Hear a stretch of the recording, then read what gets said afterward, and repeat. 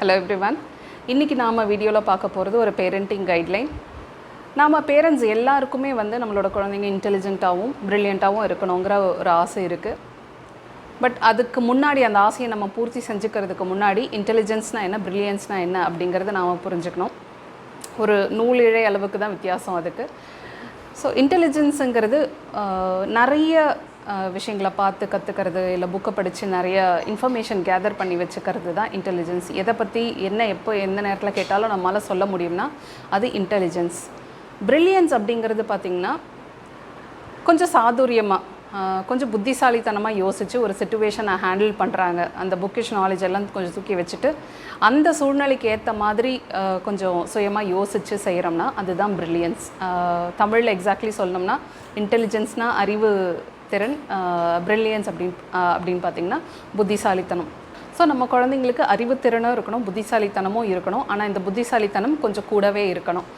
So அதுக்கு நாம் என்ன பண்ணணும் அப்படின்னு பார்த்திங்கன்னா, நம்ம பசங்க ஸ்கூலுக்கு போயிட்டு அங்கே கேதர் பண்ணிட்டு வர நாலேஜ் அது மாத்திரம் போதும், ஃபஸ்ட் ரேங்க் எடுத்தால் போகிறோம் அப்படிங்கிறதோட நிப்பாட்டாமல் அவங்கள சொந்தமாக சுயமாக யோசிக்க விடணும். இப்போ ஒரு உதாரணத்துக்கு இப்போ நம்ம காய் கடைக்கே போகிறோன்னு வச்சுக்கோங்களேன்.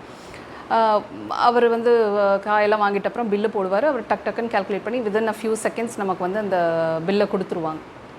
அதே அந்த பில்லை எடுத்துகிட்டு நாம் வீட்டில் உட்காந்து சரி பார்த்தோம்னா நாம் எப்படி ஆட் பண்ணுவோம் அப்படின்னு பார்த்திங்கன்னா, ஒன்ஸ் டிஜிட்ஸில் இருக்கிறத முதல்ல ஆட் பண்ணிவிட்டு அப்புறம் ஹண்ட்ரட்ஸ் டென்ஸ் டிஜிட்ஸ்க்கு போயிட்டு அப்புறம் ஹண்ட்ரட்ஸ் டிஜிட்ஸ், அந்த மாதிரி தான் ரொம்ப டெக்னிக்கலாக ரொம்ப தியரட்டிக்கலாக இருக்கும் நம்மளோட அடிஷன். வேறஸ் அந்த காய் கடைக்காரர் போடுற அடிஷன் பார்த்திங்கன்னா அவர் குரூப் பண்ணி போடுவார். இப்போ 42 ரூபாயும் 37 ரூபாயும் இருக்குனாக்கா அவர் அந்த 40ஐயும் 30ஐயும் குரூப் பண்ணிவிட்டு அப்புறம் அந்த 2ஐயும் 7ஐயும் குரூப் பண்ணி போடுவார். பட் நம்ம அப்படி போட மாட்டோம். 2 + 7 9, அதுக்கப்புறமா 4 + 3 7 அப்படிங்கிற மாதிரி தான் போடுவோம்.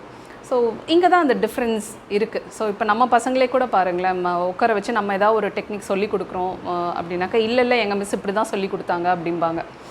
ஸோ அவங்க ஒரு ப்ரீ டிஃபைன்டு மாடியூலை படிச்சுட்டு அதுதான் அப்படின்னு சொல்லி அதில் நிற்பாங்க. பட் அந்த மாதிரி இல்லாமல் அவங்கள எக்ஸ்ப்ளோர் பண்ண விடுங்க, நிறைய விஷயம் புதுசாக பண்ண விடுங்க, சொந்தமாக யோசிக்க விடுங்க. இப்போ என் வீட்டில் ஒரு 6-7 வயசில் ஒரு குழந்தை இருக்கிறதுனால அவர் பண்ணுற விஷயத்த நான் இன்றைக்கி உங்களுக்கு உதாரணமாக சொல்கிறேன். இப்போ அவரோட விளையாட்டு சாமான்லாம் இருக்குதுன்னா எனக்கு எப்படி இருக்கணும்னாக்கா அது தனித்தனியாக இருக்கணும். இப்போ ரயில்வே ட்ராக்னால் அது ஒரு செட்டில் இருக்கணும், லெகோ பீசஸ்னால் அது ஒன்றத்தில் இருக்கணும். இந்த மாதிரி எனக்கு குரூப் பண்ணி சார்ட் அவுட் பண்ணி இருக்கணும்.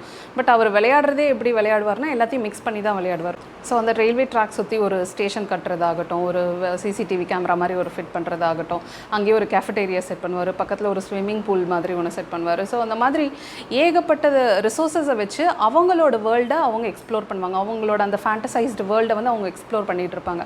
அதை நம்ம நடுவில் இன்டரப்ட் பண்ணக்கூடாது. இது ரெண்டுத்தையும் ஏன் மிக்ஸ் பண்ணுற, நீ இதில் மட்டும்தான் விளையாடணும், இது தனி அது தனி அப்படின்னு சொல்லிட்டு விடாமல் அவங்களுக்கு அந்த இருக்கிற அவைலபிள் ரிசோர்ஸஸை மேக்ஸிமம் யூஸ் பண்ணுறதுக்கு நம்ம அலோவ் பண்ணணும். ஸோ அந்த புக்கை தாண்டி வேறு ஒரு உலகம் இருக்குங்கிறது அவங்களுக்கு தெரியணும். அதுக்கு பேரண்ட்ஸாக நாம் ஹெல்ப் பண்ணணும். எங்களோட ஹாப்பி மதர்ஹுட் டீமும் அதுக்காக தான் எங்களோட பேரண்டிங் செஷன்ஸை அந்த மாதிரி நாங்கள் டிசைன் பண்ணியிருக்கோம். ஸோ மேத்ஸ் ப்ராப்ளம்ஸ் சால்வ் பண்ணுறது லைஃப் கிடையாது. பட் லைஃப்பில் வர ப்ராப்ளம்ஸை எப்படி சால்வ் பண்ணுறது, ஆஸ் அ ஹியூமன் பீயிங்காக எந்த ஒரு சிச்சுவேஷனில் போட்டாலும் அந்த குழந்தை சர்வைவ் பண்ண முடியுமா, அதோட ப்ராப்ளம்ஸை தன்னால் ஹேண்டில் பண்ண முடியுமா. இப்போ தண்ணி கொட்டிருச்சுன்னா உடனே அழாமல் ஓகே தண்ணி கொட்டிருச்சா நெக்ஸ்ட் என்ன பண்ணணும், ஓகே எடுத்துகிட்டு துடைக்கணும், இல்லை வேறையா வீட்டில் உள்ளவங்க கிட்ட ரிப்போர்ட் பண்ணணும் அப்படிங்கிறது. ஓகே அந்த ப்ராப்ளம்க்கு என்ன சொல்யூஷன், நெக்ஸ்ட்டு அந்த வயசுக்கு ஏற்ற மாதிரி அது எப்படி சொல்யூஷன் தேடுதுங்கிறதுல தான் இருக்குது. ஸோ குழந்தைங்கள புக்கை தாண்டி அவங்களோட உலகத்தை எக்ஸ்ப்ளோர் பண்ண விடுங்க. அதுதான் அந்த குழந்தைய புத்திசாலியாக்கும். So happy parenting. நெக்ஸ்ட் வீடியோவில் பார்ப்போம். பாய்.